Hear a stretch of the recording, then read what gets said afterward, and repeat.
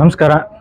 ಇವತ್ತಿನ ಪತ್ರಿಕಾಗೋಷ್ಠಿ ವಿಷಯ ವಸ್ತು ಕಲಬುರಗಿ ಜಿಲ್ಲೆ ಕಾಳಗಿ ತಾಲೂಕಿನ ಕೋಡ್ಲಿ ಪ್ರಾಥಮಿಕ ಆರೋಗ್ಯ ಕೇಂದ್ರದ ವೈದ್ಯಾಧಿಕಾರಿಗಳ ನಿರ್ಲಕ್ಷ್ಯದಿಂದ ಕೋಡ್ಲಿ ರಾಮನಗರ ತಾಂಡದ ಮಹಿಳೆ ಬಾಣಂತಿ ಮಹಿಳೆ ಸಾವನ್ನಪ್ಪಿರ್ತಾರೆ. ಜನವರಿ 13/1/2025 ಜನವರಿ 9 ಆ್ಯಕ್ಚುಲಿ ತಲೆ ಸುತ್ತಬಿದ್ದು ಕಾಳಗಿ ಸಮುದಾಯ ಆರೋಗ್ಯ ಕೇಂದ್ರಕ್ಕೆ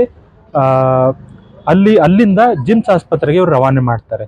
ಇವರು ಸ್ಥಳದಲ್ಲೇ ರವಾನೆ ಆಗುವಂಥ ಮಧ್ಯದಲ್ಲೇ ಇವರು ಆಸ್ಪತ್ರೆ ಸೇರುವಂಥ ಮುಂಚೆಗೆ ಇವರು ಕೋಮಾಗೆ ಹೋಗಿ ಇವರಿಗೆ ಕಾಮಲೆ ರೋಗದಿಂದ ಇವರಿಗೆ ಸ್ಟ್ರೋಕ್ ಅಟ್ಯಾಕ್ ಆಗಿ ಲಿವರ್ ಡ್ಯಾಮೇಜ್ ಆಗಿ ಇವರು ತೀರೋಗಿರ್ತಾರೆ. ಸೊ ಇವರಿಗೆ ಮೃತ ಹೆಣ್ಣು ಹುಟ್ಟಿ ನವಜಾತ ಶಿಶು ಇನ್ಕ್ಲೂಡಿಂಗ್ 3 ಹೆಣ್ಮಕ್ಳು ಇರ್ತಾರೆ. ಸೊ ಹಿಂಗಾಗಿ ನಾವು ಇದಕ್ಕೆ ಪೂರಕವಾಗಿ ವೈದ್ಯಾಧಿಕಾರಿಗಳ ನಿರ್ಲಕ್ಷ್ಯತನ ಅಂತ ಯಾಕೆ ಹೇಳ್ತಿದ್ವಿ ಅಂದರೆ, ಜನವರಿ 13ನೇ ತಾರೀಕು ಲಕ್ಷ್ಮಿ ಅವರು ಸಾವಾಗುತ್ತೆ.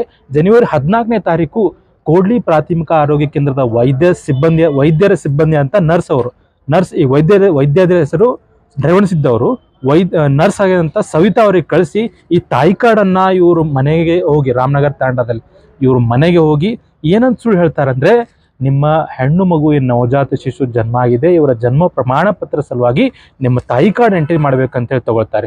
ಆ ತಾಯಿ ಕಾರ್ಡ್ ಎಂಟ್ರಿ ಮಾಡುವಂತ ನೆಪದಲ್ಲಿ ಇವ್ರು ಏನ್ ಮಾಡ್ತಾರೆ, ಕಳೆದ 3 ತಿಂಗಳ ಅಂದ್ರೆ ಅಕ್ಟೋಬರ್, ನವೆಂಬರ್, ಡಿಸೆಂಬರ್ ಮತ್ತು ಜನವರಿ ತಿಂಗಳ ರಕ್ತ ಪರೀಕ್ಷೆ ಮತ್ತು ಇನ್ನಿತರ ಅಂಶಗಳನ್ನ ಇವರು ಸುಳ್ಳು ಎಂಟ್ರಿ ಮಾಡ್ತಾರೆ ತಾಯಿ ಕಾರ್ಡ್ನಲ್ಲಿ. ಸೊ ನಿಮಗೆ ತೋರಿಸ್ತೀನಿ, ಇಲ್ಲಿರುವಂತ ಎಲ್ಲ ಅಗತ್ಯ ತಪಾಸಣೆಗಳ ಫೀಲ್ಡ್ಸ್ಗಳು ಎಲ್ಲ ಇಲ್ಲೆಲ್ಲ ಖಾಲಿ ಇದೆ. ಇವ್ರ ಕಾಟಾಚಾರಕ್ಕೆ ಇವ್ರ ಕಳ್ಳತನ ತಪ್ಸ್ಕೋಬೇಕು, ಇವರ ಕರ್ತವ್ಯ ಲೋಪನ ಮರೆ ಮಾಚಬೇಕಂತೇಳಿ ಏನ್ ಮಾಡ್ತಾರೆ, ಸುಳ್ಳು ಎಂಟ್ರಿಗಳನ್ನ ಹಾಕ್ತಾರೆ. 3 ತಿಂಗಳ ಸುಳ್ಳು ಎಂಟ್ರಿ ಹಾಕ್ತಾರೆ.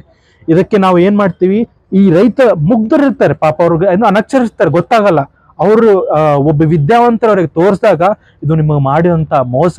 ನಿಮ್ಮ ಲಕ್ಷ್ಮಿಯವರು ಮೃತ ಬಾಣಂತಿಯವರು ಕಳೆದ 4 ತಿಂಗಳಿನಿಂದ ಕೋಡ್ಲಿ ಪ್ರಾಥಮಿಕ ಆರೋಗ್ಯ ಕೇಂದ್ರಕ್ಕೆ ಭೇಟಿ ನೀಡುವಂತ ಎಲ್ಲಾ ದಿನಾಂಕಗಳು, ಯಾಕಂದ್ರೆ ಅವ್ರ ರೈತರಿರ್ತಾರೆ, ಅವರೇ ಕಳಿಸಿರ್ತಾರೆ ಈ ಡೇಟಿಗೆ ನೀವು ಹೋಗು, ತಿಂಗಳ ಚೆಕಪ್ ಮಾಡಿಸ್ಕೊ ಅಂತ ಹೇಳಿ.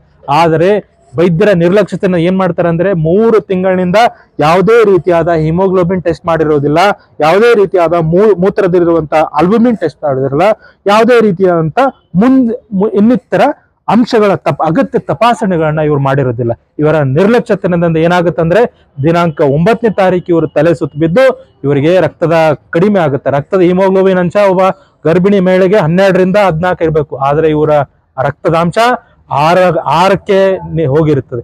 ಈ 6ಕ್ಕೆ ಹೋಗಿರುವ ಕಾರಣ ಇವರಿಗೆ ಕಾಮಲೆ ರೋಗ ಬರುತ್ತೆ. ಕಾಮಲೆ ರೋಗ ಒಬ್ಬ ಕಾಮನ್ ರೋಗಿಯಲ್ಲಿ 1 ಪಟ್ಟಿದ್ರೆ ಇವರಿಗೆ 4ರಷ್ಟು ಪಟ್ಟು ಹೆಚ್ಚಾಗಿ ಇವರಿಗೆ ಲಿವರ್ ಡ್ಯಾಮೇಜ್ ಆಗುತ್ತೆ, ಇವರಿಗೆ ಸ್ಟ್ರೋಕ್ ಆಗುತ್ತೆ, ಕಡೆಗೆ ಇವರು ಮೃತರಾಗ್ತಾರೆ.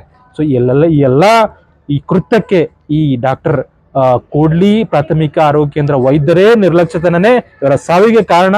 ನಾವು ಯುವ ಕರ್ನಾಟಕ ವೇದಿಕೆ ಮುಖಾಂತರ ಏನ್ ಆಗ್ರಹ ಮಾಡ್ತೀವಿ ಅಂದ್ರೆ, ಈ ಮೃತ ಕುಟುಂಬಕ್ಕೆ ಲಾಲನೆ ಪೋಷಣೆಗೆ ನವಜಾತ ಶಿಶು ಮತ್ತು 3 ಹೆಣ್ಮಕ್ಳಿಗೆ 25 ಲಕ್ಷ ಪರಿಹಾರ ಕೊಡಬೇಕು, ಮತ್ತೆ ಈ ವೈದ್ಯರನ್ನ ತಾವು ಅಮಾನತುಗೊಳಿಸಿ ನ್ಯಾಯ ಕೊಡಿಸ್ಬೇಕಂತ ಹೇಳಿ ನಾವು ಯುವ ಕರ್ನಾಟಕ ವೇದಿಕೆ ಮುಖಾಂತರ ಆಗ್ರಹ ಪಡಿಸ್ತೀವಿ.